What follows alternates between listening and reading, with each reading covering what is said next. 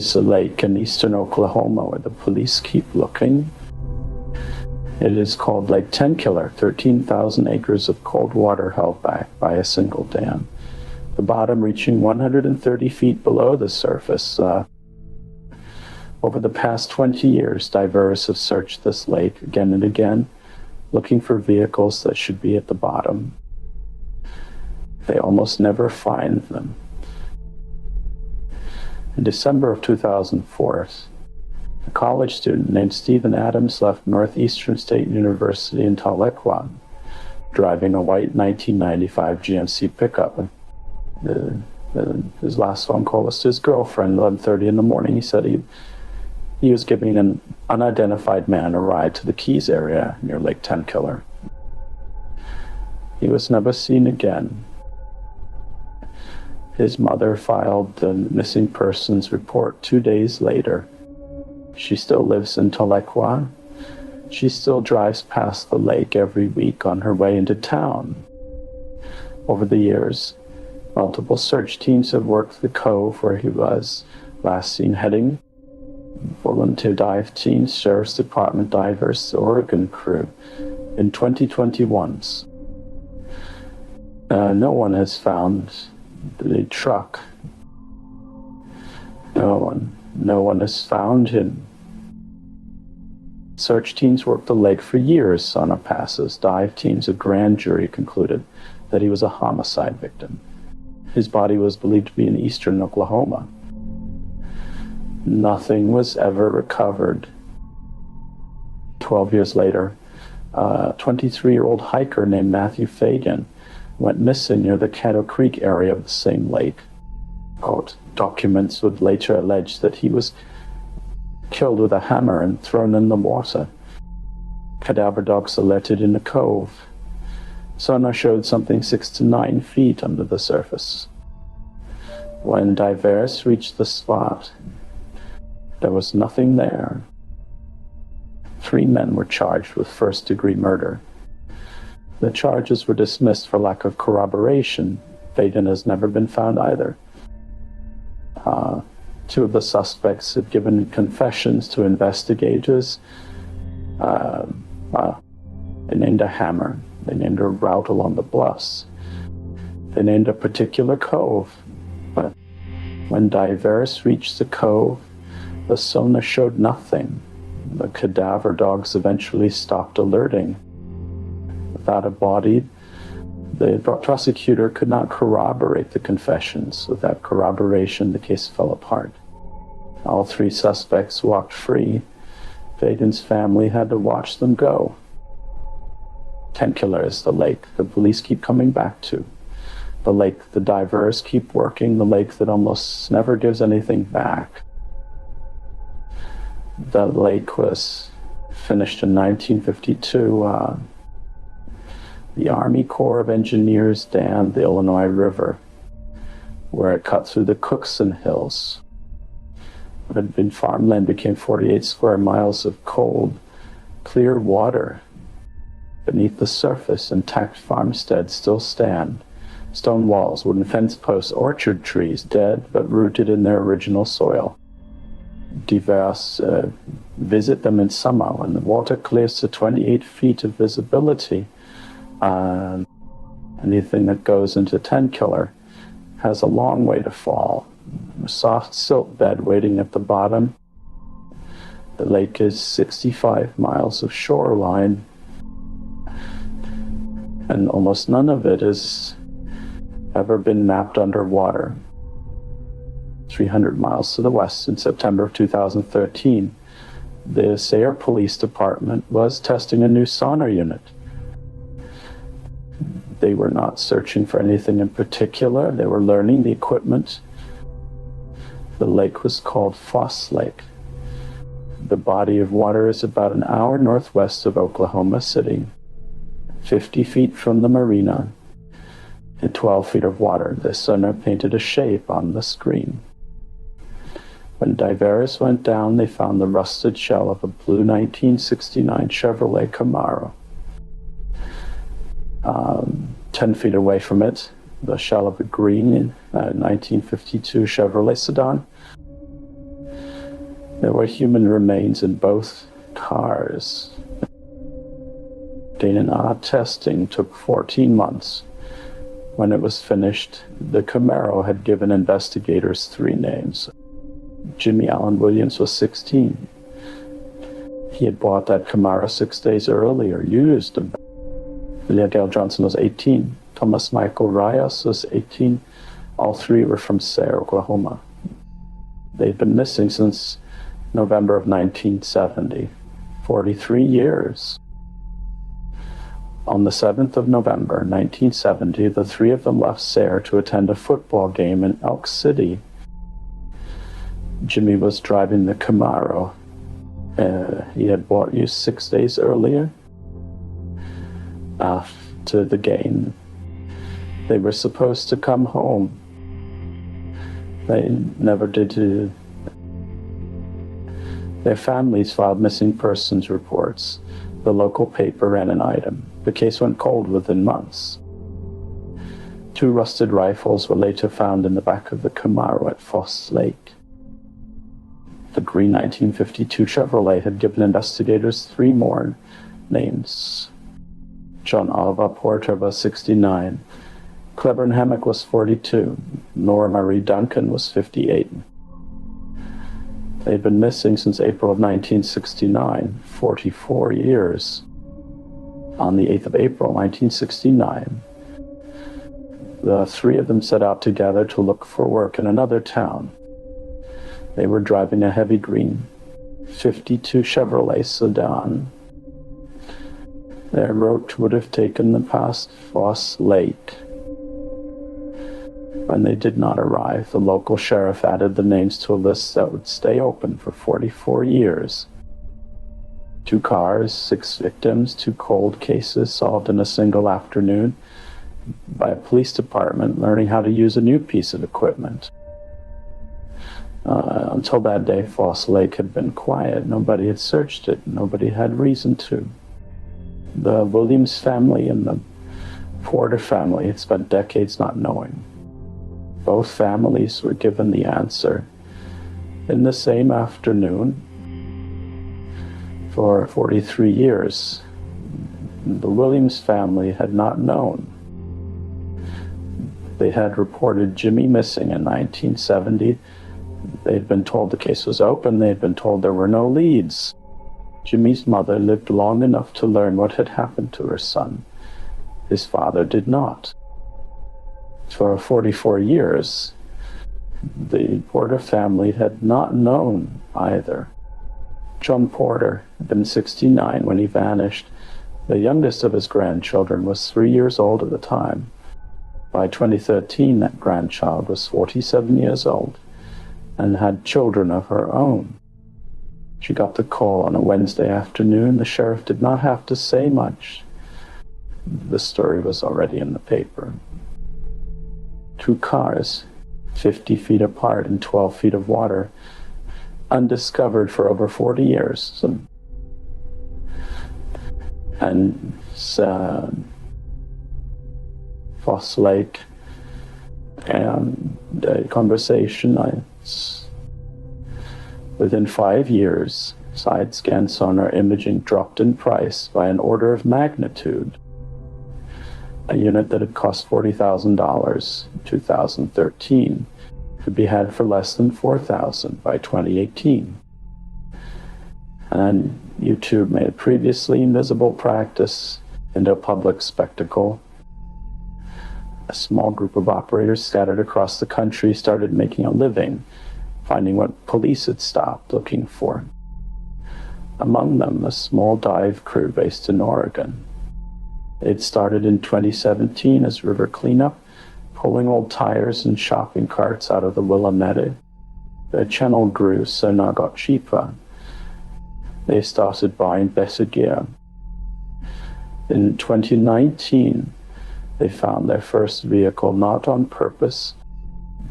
There were human remains inside.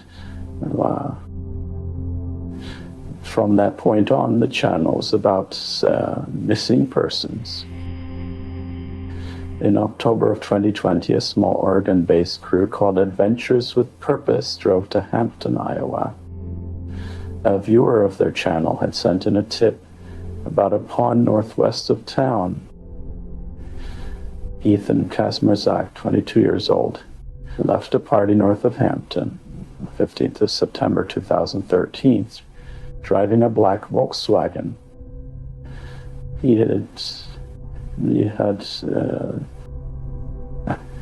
His Volkswagen was found at the bottom of the pond. So was Ethan 7 years and 1 month after he disappeared.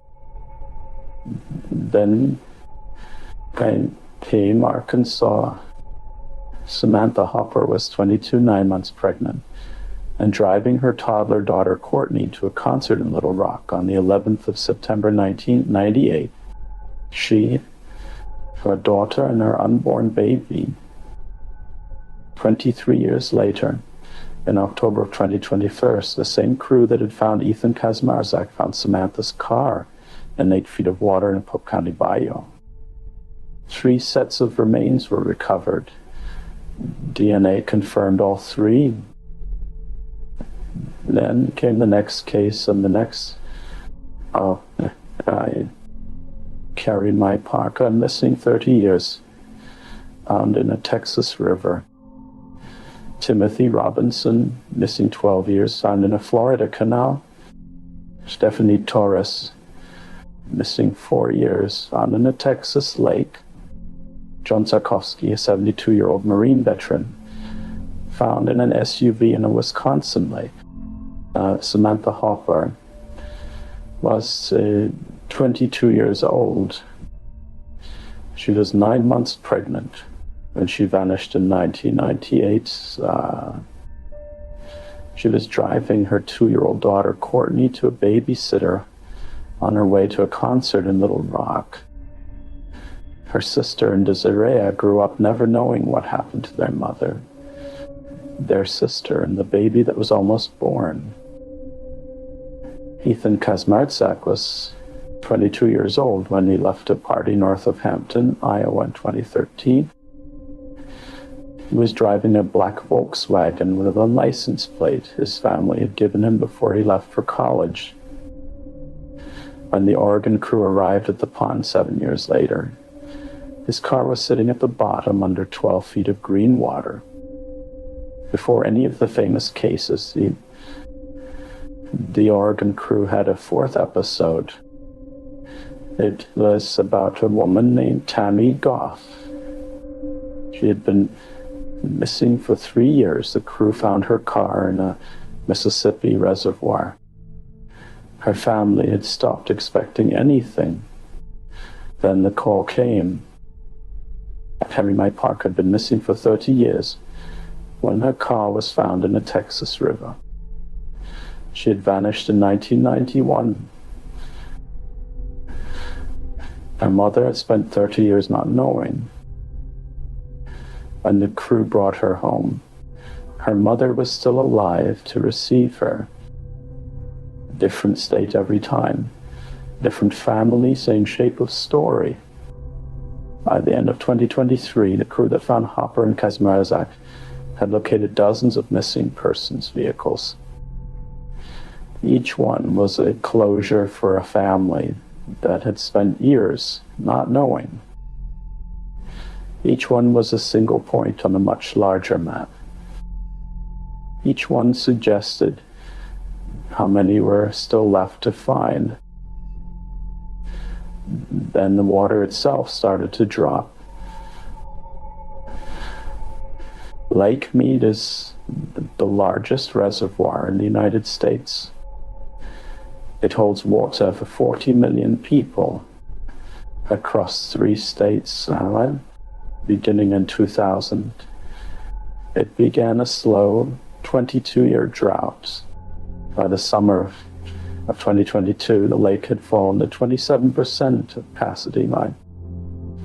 On the 1st of May, a visitor at Hemingway Harbor saw something on the newly exposed lake bed. A rusted seal barrel lying on its side. Inside was a body, Investigators determined the victim had been shot and sealed inside the barrel sometime between the mid-70s and the early 80s. His identity remains unknown. Over the next 4 months, 3 more sets of human remains appeared on the exposed lake bed. None of them have been connected to a missing persons case. All of them had been there for decades. Lake Mead, unlike Foss, does not need to be searched. It simply has to shrink. Why does this work now, when it did not work before? 2 things changed. The first is the equipment. Side-scan sonars dropped from $40,000 to under $2,000. A skilled operator of a 16-foot aluminum boat can now scan a small lake in a single weekend. Before that, the same survey would have taken a week of professional sonar contractors, $5,000 a day. Side-scan sonar was developed for the need in the 1960s to find lost torpedoes. By the 1980s, it had become commercial. By the 1990s, it was used in oil and gas seabed mapping. It did not reach the consumer market until 2013. The same year, the Sayre Police Department found 2 cars in Foss Lake. Within 10 years, a single operator with a small boat could do the work of a survey team. The lakes did not change the technology. The second is the economics. YouTube made finding cars a business.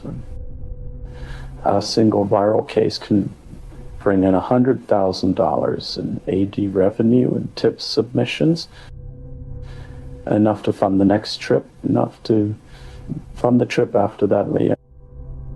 Police departments do not run on YouTube revenue. Most rural sheriff's offices in the United States have 1 or 2 sonar units shared across the county that may contain hundreds of bodies of water. When a person is reported missing, and the leading theory is a single vehicle accident into water, the search of a single small lake might take 3 to 5 days. After that, the case goes cold. The National Missing and Unidentified Persons System, NamUs, currently lists over 20,000 active missing persons cases in the United States. A meaningful fraction of those are believed to involve a vehicle. Of those, a meaningful fraction are believed to have ended in water. Of those, almost none have ever been the subject of a dedicated sonar search. There are other lakes that have started giving things back. On Brookville Lake in Indiana has yielded several vehicles tied to cold cases. Zands Lake in a different Indiana county became the focus of a different dive crew. Lake Hartwell on the Georgia-South Carolina line has surfaced multiple vehicles since 2021. Each one is the same shape of story: a lake, a family, a car nobody had looked for. Sonar is not the only tool. Trained cadaver dogs can detect the scent of human remains rising through the water column from depths of 50 feet or more. A dog's alert is not proof, but it tells the divers where to look. Tenkiller's cadaver dogs alerted in a cove. The sonar showed something.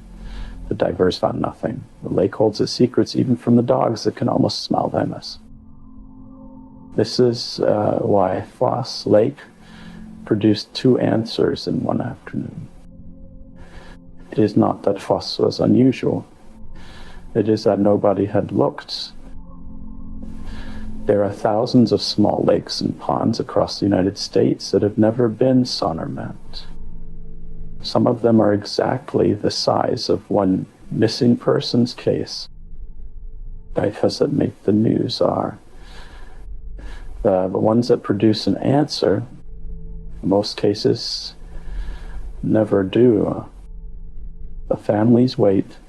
The local sheriff updates the file once a year. The car, if there's a car, slowly sinks deeper into the silt.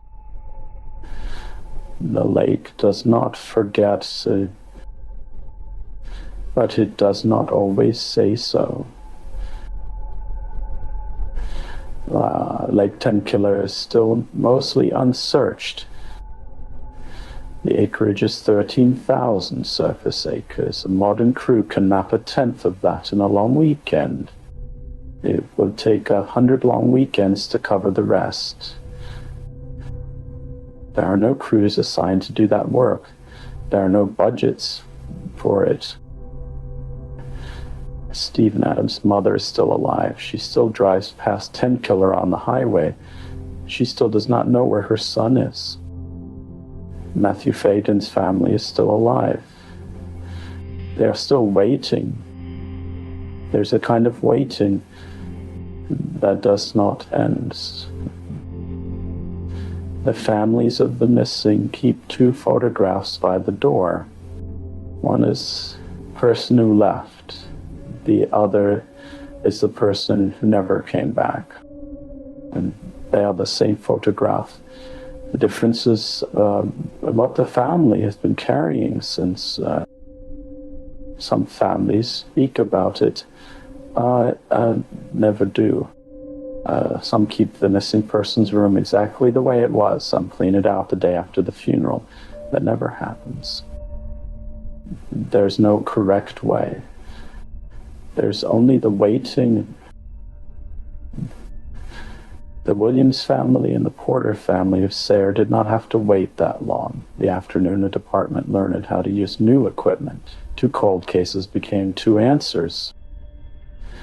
But Lake Foss is a small lake, and Tenkiller is a large one.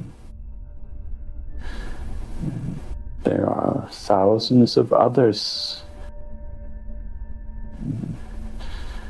And there's more than cars beneath them. Every reservoir in this country was built on top of inhabited land. Quabbin Reservoir in Massachusetts drowned 4 entire towns.